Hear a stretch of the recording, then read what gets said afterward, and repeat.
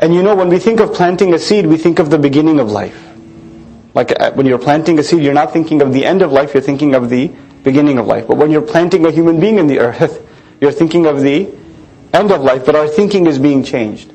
Just like a plant is put inside, and then we wait for the command of Allah, the water to descend from the sky, and then this life will start again. It's a time of hope.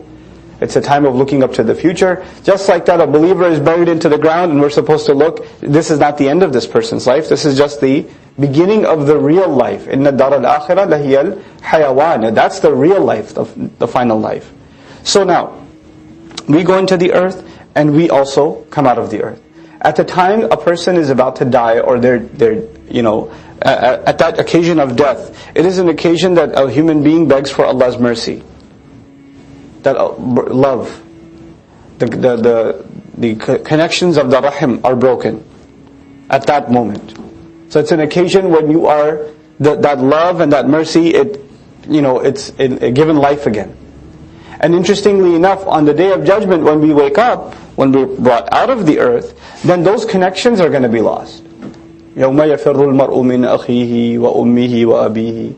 The connections of rahim, I'm referring back to the womb of the mother, those connections are lost on Judgment Day. On Judgment Day, the only thing you're worried about is forgiveness.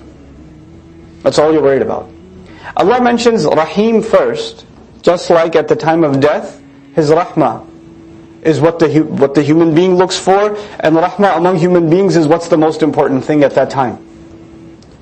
And when the human being comes out of the earth, the only priority at that time will be forgiveness. Ar-Rahimul Ghafoor at the end of the ayah. Then also He mentions وَمَا يَنْزِلُ مِنَ السَّمَاءِ. He knows what comes down from the sky and what rises up to the sky. What comes down from the sky, we say, is rain. And what goes up to the sky is the vapor. But what comes down from the sky is also Allah's rizq. It's also His revelations.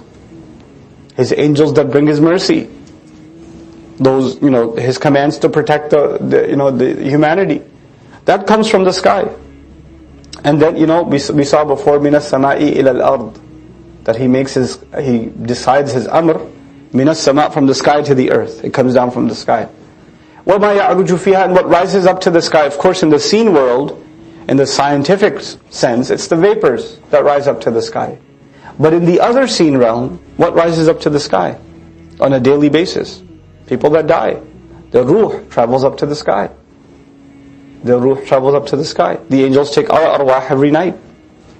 So we, in some sense, also travel up to the sky on a regular basis. And so long as death is a reality in the world, this traveling up to the sky of the human being is a reality.